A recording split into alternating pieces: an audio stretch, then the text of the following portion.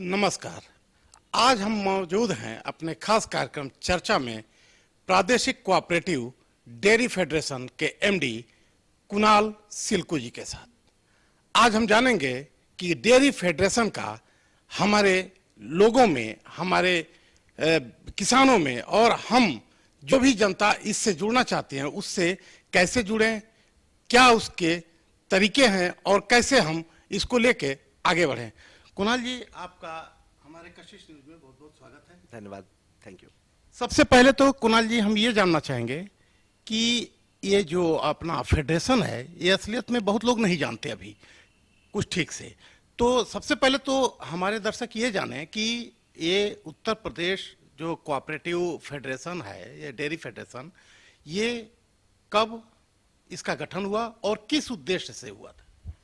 देखिए, ये जो डेयरी फेडरेशन है, ये अमूल पैटर्न जब वाइट रेवोल्यूशन जब शुरू हुआ था तो 1962 में उसी तर्ज पे यहाँ भी गठन किया गया था। ये फेडरेशन बेसिकली एक त्रिस्तरीय एक ढांचा होता है जिसमें सबसे पहले ग्रामीण स्तर पे, गांव लेवल पे दूध की समितियां बनती हैं। जो भी ऐसे पशुपालक हैं जिनके पास दुधारू पशु होते हैं वो मैक्सिमम 40 फार्मर्स तक जो हैं वो एक समिति का पार्ट बनते हैं और फिर वो अपना समिति का सचिव एक होता है जिसके पास अपना दूध लाके इकट्ठा करते हैं। अगला जो स्तर होता है वो हमारे मंडल लेवल पे होता है जिसको हम बोलते हैं दुग्ध संघ। दुग्ध संघों के पास प्रोसेसिंग प्लांट्स होते हैं, जो हमारे मिल्क प्लांट जिनको हम बोलते हैं। तो समितियां जो दूध इकट्ठा करती हैं उसके पूरे क्षेत्र में, मंडल में 4-5 जिले होते हैं, तो वहाँ से दूध इकट्ठा होता हुआ फिर बल्क मिल्क, कूलर, चिलर जैसे भी रहा, ठंडा होकर वो पहुँचता है दुग्ध संघों के पास। दुग्ध संघ में भी जो किसानों के ही प्रतिनिधि होते हैं उनसे चुनकर एक चेयरमैन बनते हैं, उनकी बोर्ड बनती है और हमारे जीएम भी होते हैं जो हैंडल करते हैं टेक्निकल मैटर्स जो। तो वहाँ पर फिर जो किसान को दूध आता है उससे फिर दुग्ध संघ भुगतान भी करती है किसानों को उनके दूध के हिसाब से, और अपने प्लांट में उस दूध से बहुत सारे जो अच्छे पदार्थ हैं, पैकेट मिल्क हो गया, घी है, पनीर है, मक्खन है, मिठाइयाँ हैं, सारी चीज़ें बनाई जाती हैं वहाँ पर जो है, जो कि बिल्कुल शुद्ध गुणवत्ता की अच्छी चीज़ें बनती हैं। और उसके बाद पराग ब्रांड के नाम से वो जितने भी हमारे वहाँ के कस्टमर्स हैं उनको सेल होती है। जो फेडरेशन है वो थर्ड लेवल है, वो उसका तीसरा बॉडी है जिसका कि मैं एमडी हूँ। और फेडरेशन का काम होता है कि वो ओवरऑल मार्केटिंग की व्यवस्था को देखना, पराग ब्रांड को जो है एस्टैब्लिश करना और ये इंश्योर करना कि जो भी ये सरकार की जो नीतियाँ हैं ये प्रॉपरली इम्प्लीमेंट हो रही हो। सो इसी क्रम में पीसीडीएफ को हम बोलते हैं, provincial cooperative dairy federation, federation ये है, इसकी स्थापना 62 में हुई है। अगर हम पीसीडीएफ की बात करें सर, तो पीसीडीएफ का क्या रोल है? अगर किसानों के सामाजिक और आर्थिक अपलिफ्टमेंट यानी उसके उत्थान की बात करें तो एक हमारा ये जो फेडरेशन है कैसे सहयोग कर सकता है उनका? देखिए, मैंने पहले ही बताया आपको कि जो हमारी समितियां हैं इसमें जो दुधारू पशु जो भी हैं वो इसके मेंबर बनते हैं। आप जानते हैं कि दूध की शेल्फ लाइफ बहुत कम होती है, कच्चे दूध की बहुत कम होती है शेल्फ लाइफ। अगर 3-4 घंटे में प्रॉपर अगर बायर नहीं मिला तो ये सामान खराब हो जाएगा, उसको आप स्टोर नहीं कर सकते हैं। दूसरी बात यह है कि जो दुधारू पशु हैं वो दिन में 2 दफ़े दूध देते हैं, तो आपको दोनों टाइम सेल करना है, तो ये कहीं कठिन है। जैसे कि आपका भाई गेहूं है, चावल है, भाई आपने आज कटाई कर ली, आपका अगर 4 दिन नहीं बिका तो आप उसको घर पे स्टोर कर सकते हो। लेकिन दूध में ये समस्या थी कि अगर प्रॉपर बायर नहीं मिले तो वैसे कंडीशन में फिर औने पौने दाम में किसानों को दूध बेचना पड़ रहा था, एक डिस्ट्रेस थी। तो उसी को सॉल्व करने के लिए ये पूरा Anand pattern, Amul pattern, PCDF pattern, सारा ये पैटर्न सारे आए। तो इसमें सबसे पहला रोल तो ये होता है हमारा कि हम जो भी हमारे दुग्ध किसान हैं उसके हम कंपलसरी बायर हैं। मतलब किसान ये जानता है कि आज मेरे पशु ने दूध दिया है तो 4 घंटे में मेरा दूध दुग्ध संघ पहुंच जाएगा, मुझे पैसा मिल जाएगा, मेरा दूध खराब नहीं जाएगा। तो नंबर 1 चीज़ तो ये है कि उसको एक एश्योर्ड मार्केट हमारा है कि भाई वो जो भी दूध उत्पादन करेगा उसको हम लेने के लिए अपने गाइडलाइंस के अकॉर्डिंग हम लोग बाध्य भी हैं और हम चाहते भी लेना अपना दूध जो भी। दूसरी तरफ एक ये भी बात होती है कि एक मिनिमम प्राइस हम सेट करते हैं। सो हम ये इंश्योर करते हैं कि जो किसान है उसको उसके दूध का एक अच्छा प्राइस उसको मिल सके जिससे कि उसकी जीवन यापन अच्छे से चल सके। जब ये अगर हम नहीं रहेंगे तो समझ सकते हैं कि इसमें जो प्राइवेट प्लेयर्स हैं वो लगेंगे ब्लैकमेल करने। वो बोलेंगे भाई ये दूध हम तो इतने रुपए में ही लेंगे, आप नहीं दो वरना हम नहीं खरीदते हैं आपसे। अच्छा, किसान की मजबूरी होगी, उसको 4 घंटे में दूध बेचना है वरना उसको दूध खराब हो जाएगा, तो फिर वो बेचारा ब्लैकमेल होकर कम दाम में दूध बेचने को मजबूर हो जाएगा। तो हमारे से दोनों फायदा है, एक तो उसका दूध भी हम ले रहे हैं, एक हम प्राइस सेट कर रहे हैं। और जब हम प्राइस सेट कर देते हैं तो उससे किसान को एक मिलता है, नेगोशिएशन पावर मिल जाती है कि ना, अगर वो बाहर भी बेचता है, अगर हमको नहीं भी दूध देता है, तो भी वो कम से कम प्राइस पे ही कहते हैं कि भाई देखो भाई, पराग से इतना हमको दाम मिल रहा है, आप इतना या उससे ऊपर दूध हमको दाम दो, तब तो आपका हम दूध आपको बेचेंगे, वरना पराग को बेच देंगे। तो दोनों चीजें, आर्थिक उत्थान भी इससे हम लोग कर रहे हैं, और सामाजिक भी जो डिस्ट्रेस सेल या ऐसी कंडीशन में उसको हम लोग इंश्योर करते हैं। इसके साथ साथ बहुत सारी और भी सुविधाएं हैं जो कि हम किसानों को देते हैं, जैसे कि किसानों के पशुओं के लिए उन्नत जो चारा होता है, जिसको हम कैटल फीड बोलते हैं, पराग की फैक्ट्री बनता है, वो हम प्रोवाइड कराते हैं। इसके साथ साथ बहुत सारी ट्रेनिंग होती हैं, जो पशुओं को कैसे रखें, उनसे हाइजीनिक दूध का कैसे उत्पादन करें, ये सारी बातें भी हम उनको सिखाते हैं। एंटरप्रेन्योर्स कैसे बने, तो इसमें ट्रेनिंग हो गया, आपका कैटल फीड हो गया, ये सारा कुछ हम लोग देते हैं, अदर देन जो हमारा ये वाला पार्ट है, मतलब दूध को परचेज करने का। सर, जैसे अभी आप बात कर रहे थे, जब इसके गठन के बारे में हम लोग बात कर रहे थे, तो उसमें एक बात अभी आपने कही कि व्हाइट रिवोल्यूशन आया।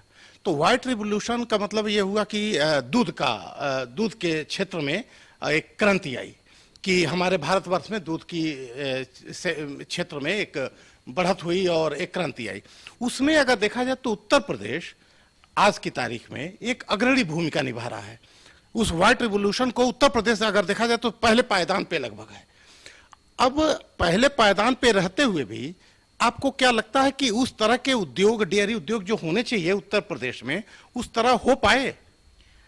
देखिए, आपकी बात बिल्कुल सही है, और उत्तर प्रदेश आज की डेट में पूरे कंट्री में प्रोडक्शन में नंबर 1 पे आता है। हमारा 9 करोड़ लीटर दूध ये प्रतिदिन उत्पादन होता है उत्तर प्रदेश में।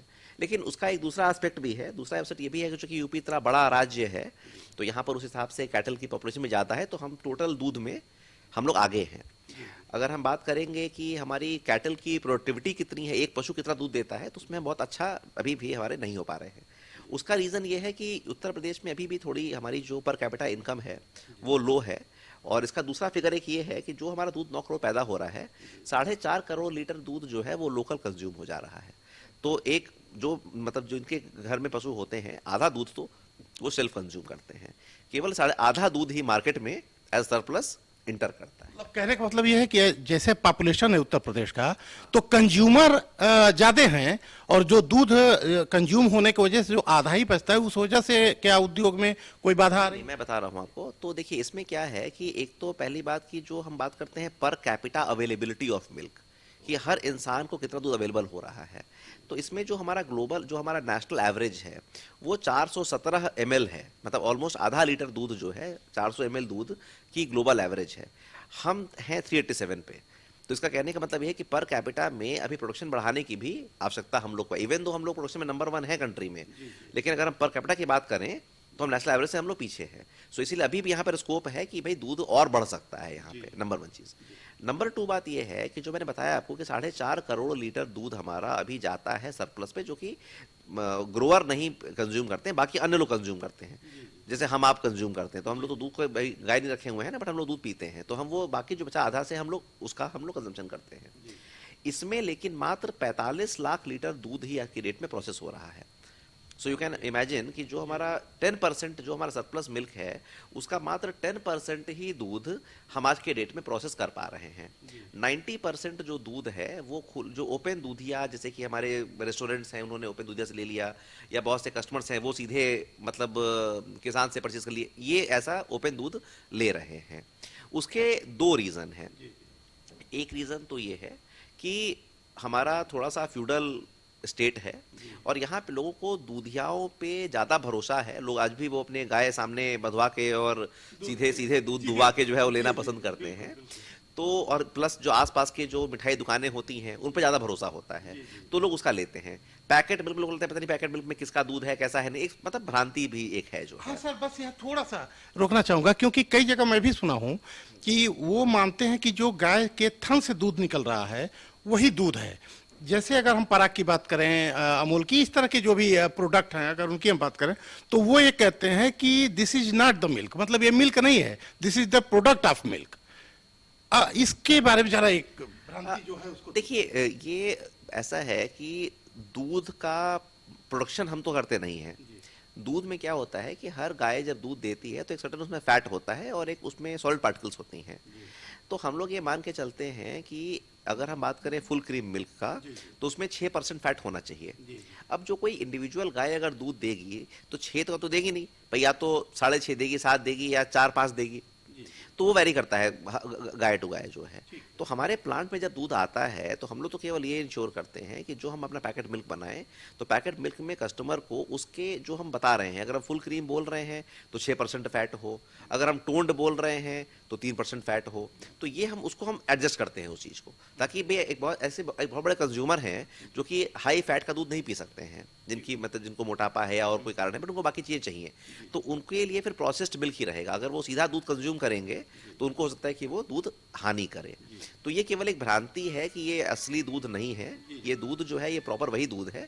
और मिल्क प्लांट्स केवल इतना ही करते हैं कि वो दूध को उसके जो फैट कंटेंट है उसको डिपेंडिंग ऑन अपना उसको केवल मतलब मैनेज करते हैं, जो है इतना ही करते हैं।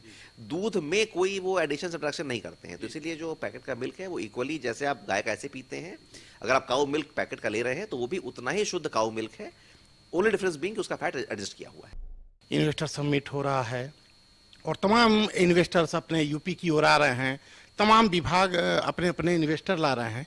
तो अब इस समय में अगर हम इसकी बात करें कि एक अपना जो फेडरेशन, डेयरी फेडरेशन है, यह उत्तर प्रदेश के आर्थिक जो स्थिति है उसमें ये कितना बड़ा रोल प्ले कर सकता है? ये बहुत बड़ा रोल प्ले कर सकता है। मैंने आपको पहले ही बताया कि 4.5 करोड़ लीटर दूध अवेलेबल है हमारे यहाँ, और केवल 45 लाख ही हम कर रहे हैं, मतलब केवल 10% दूध ही हम प्रोसेस कर रहे हैं। तो 90% अपॉर्चुनिटी है, 90% इस यूपी के स्टेट में अपॉर्चुनिटी है किसी इन्वेस्टर को आने के लिए, अपना प्लांट लगाने के लिए और मिल्क को प्रोसेस करने के लिए। अगर मैं आपको कंपेयर करूं कर्नाटका से, तो कर्नाटका का सरप्लस मिल्क होता है 2 करोड़ लीटर और वो प्रोसेस करते हैं 190, मतलब ये 1.9। तो उनके पास अब कोई थोड़ी बचा है पोटेंशियल, वो तो जितना दूध उनका पैदा हो रहा है वो पूरा पूरा कर ले रहे हैं प्रोसेस। लेकिन यूपी में एक बहुत बड़ा अभी पोटेंशियल है इन्वेस्टर्स के लिए कि 90% मार्केट यहाँ पे अभी अनऑर्गेनाइज्ड है और ओपन मार्केट है। ऑब्वियस बात है कि जब वो आएंगे यहाँ प्लांट लगाएंगे तो एक तो भाई यहाँ की इकोनॉमी बढ़ेगी, यहाँ पे एम्प्लॉयमेंट की चीज़ें बढ़ेंगी, प्लस जो हमारा प्रोसेस्ड सामान जब जाएगा तो ऑब्वियसली बात है कि उसकी गुणवत्ता अधिक होती है।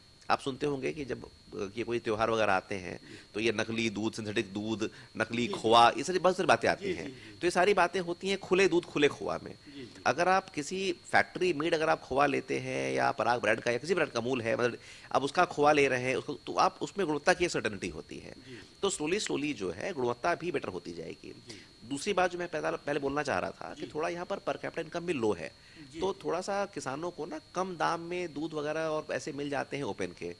हमारे रेट थोड़े से हाई होते हैं, तो बहुत बार लोग गुणवत्ता थोड़ा हाई रेट की वजह से वो ले लेते हैं। लेकिन हाँ, लेकिन एक टाइम पर दे विल अंडरस्टैंड कि जो गुणवत्ता हम दे रहे हैं वो ज़्यादा बेहतर गुणवत्ता है, और मतलब वो that is more important health concerns जो है। सर, पीसीडीएफ जैसा कि आपने बताया कि 1962 से ये संचालित है और आज 2023 में बैठे हैं, तो आप यहाँ जब से एक एमडी के रूप में आपने अपना ये कार्यभार संभाला, तो तब से आप क्या बताना चाहेंगे कि किस तरह के बदलाव और किस तरह के विकास आपने यहाँ किया है इस डेयरी फेडरेशन? देखिए, जो मिल्क सेक्टर है, मिल्क सेक्टर में मैंने जो बताया कि वाइट रेवोल्यूशन 62 में जब आया था तो हम लोग के डेयरी प्लांट्स मैक्सिमम उस समय लगाए गए थे, एक साथ बने थे। तो प्लांट्स की एक एज होती है, तो वो एक टाइम ऐसा आया कि 2005-2010 होते होते ना हमारे प्लांट्स बहुत पुराने हो गए थे। तो उससे हम लोग की, मैं बात कर रहा हूँ पराग की, तो पराग की गुणवत्ता जो है काफ़ी मतलब नीचे आ गई थी। वरना मुझे एक समय याद है, हम लोग जब छोटे बच्चे थे, मैं यूपी का ही रहने वाला हूँ, तो उस समय तो हम लोग पराग का ही दूध जानते थे, क्योंकि और कोई अमूल और ये इनके दूध जो है यहाँ पे मिलते ही नहीं थे, पराग का ही। लेकिन वही 2005-10 आते आते चूँकि हम लोग की गुणवत्ता उतनी अच्छी नहीं बची, तो फिर वैसे कंडीशन में बहुत सारे प्राइवेट प्लेयर्स, ज्ञान है, नमस्ते इंडिया, ये सब लोग भी अपने फैक्ट्री को लगा लिए, अमूल ने भी इंटर किया यहाँ पे, तो उससे फिर उनके सामान आना शुरू हो गए और इससे फिर पराग थोड़ा सा लॉस में चला गया। लेकिन इसमें फिर सरकार ने इसमें कदम उठाया और इन्होंने फिर ग्रीन फील्ड प्लांट्स, बिल्कुल नए मॉडर्न यूरोपियन प्लांट्स फिर लगाए पराग के लिए, और वो सारे प्लांट्स जो हैं वो 2019 में, 20 में, 21 में सब में हमारे कमीशन हुए हैं। तो आज की डेट पे पराग के जो भी प्लांट हैं वो सारे 1 से 2 साल पुराने हैं, और इस समय उनकी गुणवत्ता कहीं अधिक है, क्योंकि सारे यूरोपियन प्लांट्स हैं, उनकी गुणवत्ता जो भी हमारे अन्य जो अभी कंपीटिंग ब्रांड्स हैं उनसे कहीं अधिक है। एक तो ये काम किया गया है, ये मेरे कार्यकाल में भी कुछ प्लांट्स जो है कमीशन हुए हैं, मुझसे पहले भी हुए हैं, इसको करा गया है। दूसरा, मैंने आने के बाद एक हम लोगों ने ई कॉमर्स पोर्टल को शुरू किया है।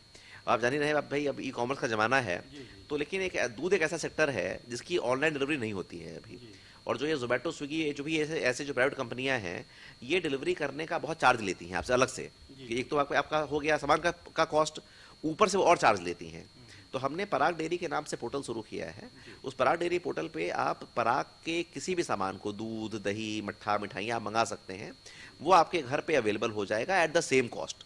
जिस कॉस्ट में आपको बाजार पे मिलता है वो सामान, सेम कॉस्ट में आपके घर पे आपको जो है अवेलेबल हो जाएगा। आप ऐप से खाली और वेबसाइट से अपना खाली बुक कर दीजिए, और यहाँ पर कैश ऑन डिलीवरी की व्यवस्था अवेलेबल है। आपको जब सामान जब घर पे आएगा आप तब कैश पे कर सकते हैं। यू कैन ऑल्सो पे ऑनलाइन, यू कैन ऑल्सो पे ऑन कैश जो है। इसमें सब्सक्रिप्शन मॉडल भी है, अगर आपको रोज दूध लेना है, आपने एक बार सब्सक्राइब कर लिया तो आपके यहाँ रोज दूध आना शुरू हो जाएगा। तो एक बड़ी अच्छी व्यवस्था जो है शुरू की गई है कि यहाँ के कस्टमर्स के लिए, और मुझे नहीं लगता है कि अन्य कोई दूसरे ब्रांड जो हैं वो इस तरह की होम डिलीवरी की व्यवस्था देते हैं। बूथ तो होते हैं लोगों के, क्या बूथ में जाके ले लीजिए, लेकिन घर पे कम ही लोग हैं जो कि इस तरह की फैसिलिटी को दे रहे हैं। तो ये कराया गया है। इसके बाद फिर अभी हम लोगों ने काफ़ी सारे जो अपने प्लांट्स हैं उसमें जो समूह की महिलाएं हैं उनको भी जोड़ा है, कि ग्रामीण क्षेत्र में वो भी मार्केटिंग करें हमारे पराग के सामान का। उनको ने बनाया है डिस्ट्रीब्यूटर अपना, कि भाई हम किसी दूसरे आदमी को क्यों हम डिस्ट्रीब्यूटर का मार्जिन दें, हमारे समूह की महिलाएं वो मार्जिन लें। समूह की महिलाओं से भाई उनका भी एक मतलब नारी उत्थान और वो भी एक मतलब एंगल भी जुड़ता है, और प्लस वो पूरे परिवार को पाल लेती हैं उससे जो है। तो ग्रामीण क्षेत्र में हम लोग जो भी अब कर रहे हैं मार्केटिंग, वो हम लोग समूह के महिलाओं के माध्यम से ही हम लोग कर रहे हैं। तो ये भी एक नवीन प्रयास जो है ये इसमें किया गया है।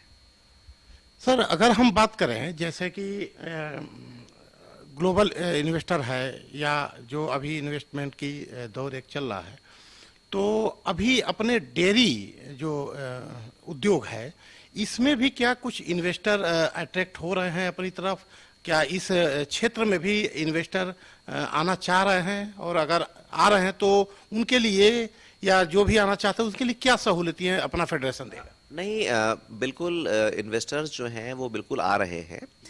इसमें देखिए फेडरेशन इन्वेस्टर्स को फैसिलिटी नहीं देता है। ये हमारे पास यहाँ पे एक नया दूसरा ऑफिस है जिसको मिल्क कमिश्नर, यहाँ पे दूध आयुक्त होते हैं, वो उसको हेड करते हैं, और उनके माध्यम से ही हमारी मिल्क पॉलिसी भी बनती है। तो मिल्क पॉलिसी के तहत उन इन्वेस्टर्स को फ़ायदा मिलता है। तो मिल्क पॉलिसी हमारी अभी नई 2022 में नवीन मिल्क पॉलिसी हमारी जो है रिवाइज हुई है। 18 की पॉलिसी थी, 22 में अभी उसको नया रिवाइज किया गया है। अब तो 23 अब तो आ गया, 22 के नाम से वो पॉलिसी है, नवीन पॉलिसी हमारी। तो उस पॉलिसी के तहत जो भी इन्वेस्टर आएगा उसको नए प्लांट लगाने पे जो टोटल कैपिटल लगाने वाला है उस पर भी कुछ छूट है उसको, कि कुछ पैसा हम दे देंगे कैपिटल कॉस्ट का। इंटरेस्ट की सब्सिडी भी है कि अगर वो लोन लेता है बैंक से तो 5% तक हम इंटरेस्ट जो है उसको सब्सिडाइज कर देंगे उसमें जो है। तो चाहे वो नया प्लांट लगाना चाहे वो पुराने प्लांट को एक्सपैंड करना चाहे, कोई टेक्नोलॉजी नया हाई एंड टेक्नोलॉजी को लाना चाहे, या कोई अपना कोल्ड चेन का नेटवर्क है, कोई टैंकर वाला टैंकर नया लेना चाह रहा है, या कोई आइसक्रीम ट्रॉली, मतलब कोई भी हमारा कोल्ड चेन में कोई भी चीज़ करना चाह रहा है उसमें कर सकता है। अगर एक्सपोर्ट करना चाहता है कोई इन्वेस्टर, उसके लिए उसको सपोर्ट है। स्टैंप की भी छूट है, बिजली में छूट है। तो कई सारी उसमें जो है रियायतें हैं। जो नई पॉलिसी आई है उसमें कई सारी नई रियायतें दी गई हैं उसमें जो है। और मुझे बताने में बहुत खुशी है कि जो इन्वेस्टर समिट हो रहा है, तो अभी कल तक की फिगर है कि तकरीबन हम लोग जो है 4000 करोड़ के जो इन्वेस्टमेंट डेयरी सेक्टर में आ चुके हैं ऑलरेडी, जो कि साइन होने वाले हैं। मुझे पूरा यकीन है कि जो ये 10, 11, 12 को जो हमारा होने वाला है इन्वेस्टर समिट, उस समय तक हम लोग 5 से 7000 तक का इन्वेस्टमेंट डेयरी सेक्टर में हम लोग ले आएंगे। 7 करोड़, ये करोड़ है, ये 5000 करोड़ है। यस, 5000 करोड़ का जो है इन्वेस्टमेंट जो आ चुका है, 4000 आ चुका है, और 5-7 हजार करोड़ का इन्वेस्टमेंट जो है हम लोग ले आएंगे। अच्छा, इस डेयरी उद्योग से रिलेटेड जो लोग भी हैं हमारे, अगर दर्शक इसको देखेंगे तो उनके लिए कुछ आप कहना चाहेंगे? एक अलग से जो बात है हमारे कहीं छूट गई हो? नहीं, बिल्कुल जो मैंने बताया आपको कि डेयरी का बहुत इसमें अभी अच्छा स्कोप है। अगर कोई कंज्यूमर है तो कंज्यूमर के लिए मेरा मैसेज यही है कि आप जो हमारे प्रोसेस्ड प्रोडक्ट्स हैं उनको ही आप लीजिए, उनका ही कंजम्पशन करिए, क्योंकि उससे एक तो आपका हेल्थ वाला एंगल सिक्योर्ड रहता है और ये इसकी गुणवत्ता कहीं अधिक होती है ओपन मिल्क से। ओपन मिल्क में मिलावट भी हो सकती है और नकली भी हो सकता है, ठीक है, तो आप इसमें सिक्योर रहेंगे। तो इसमें कोई अगर और भ्रांति है तो उस भ्रांति को हम लोग जो है दूर करके प्रोसेस्ड मिल्क का ही हम लोग उपयोग किया करें। आप चाहे पराग नहीं चाहे किसी और ब्रांड का लें, उससे मतलब नहीं है, लेकिन प्रोसेस्ड मिल्क का ही उपयोग जो है किया करिए। जो मेरे रेस्टोरेंट भाई हैं, रेस्टोरेंट के जो ओनर्स हैं, उनसे मेरा अनुरोध है कि थोड़ा आप पैसा बचाने की लालच में ओपन मार्केट से दूध मत लिया करिए और बल्कि प्रोसेस्ड दूध का ही उपयोग किया करिए। जो हमारे फार्मर्स हैं ये उनके लिए भी हित में है, क्योंकि हम लोग जो भाई हम देते हैं 50 रुपए में हम दूध परचेज करते हैं, तो काफ़ी अच्छा रेट हम देते हैं फार्मर्स को। तो आप ये मान सकते हैं कि जो भी आप कोऑपरेटिव फेडरेशन से आप जो दूध लेते हैं तो डाउन द लाइन फार्मर्स को भी एक अच्छा प्राइस मिल रहा है। अदरवाइज ऐसे आपको नहीं पता है कि फार्मर्स को क्या क्या दाम मिल रहा है। तो ये तो मेरा मैसेज था कंज्यूमर्स के लिए और फार्मर्स के लिए और हमारे रेस्टोरेंट के मालिकों के लिए। जो हमारे इन्वेस्टर हैं उनके लिए मेरा मैसेज ये है कि आप जान ही रहे हैं, मैंने आपको जो बताया फिगर कि 90% यहाँ पर जो है स्कोप अभी बचा हुआ है जिसमें कि आप कर सकते हैं प्रोसेसिंग। तो एक बहुत बड़ा इन्वेस्टमेंट का स्कोप है। उत्तर प्रदेश गवर्नमेंट एक बहुत ही इन्वेस्टर फ्रेंडली पॉलिसी लेकर आई है, बिल्कुल नई पॉलिसी है, उसमें हर तरह की आपको छूट मिल रही है। तो मेरा अपील रहेगा कि ज़्यादा से ज़्यादा संख्या में लोग यहाँ पर आएँ। इन आपको लैंड से लेकर और कैपिटल से लेकर सब कुछ आपको फैसिलिटी उपलब्ध कराई जाएगी। यहाँ मार्केट भी है, तो एक अच्छा अपॉर्चुनिटी है इन्वेस्टर्स के लिए भी। अभी आपने देखा कुणाल सिल्कू जी जो पीसीडीएफ के एमडी हैं, कितने सहजता और शालीनता से एक अच्छे तरीके से आपको बताया कि दूध के उत्पादन से आपके आर्थिक और सामाजिक विकास कैसे हो सकता है और उत्तर प्रदेश में के आर्थिक स्थिति में भी, आर्थिक क्षेत्र में भी किस तरह से यह डेयरी फेडरेशन या डेयरी उत्पाद, डेयरी सेक्टर योगदान कर सकता है। जैसा कि अभी आप देख रहे थे कि पता चला कि व्हाइट रिवॉल्यूशन के बाद उत्तर प्रदेश पहले पायदान पर है, इसके बावजूद यहाँ पे कंजम्पशन अधिक होने के कारण अभी इस सेक्टर में बहुत कुछ योगदान देना और बहुत कुछ विकास होना बाकी है। कैमरामैन पृथ्वी कुमार के साथ शिव कृपाल मिश्र, कशिश न्यूज, लखनऊ।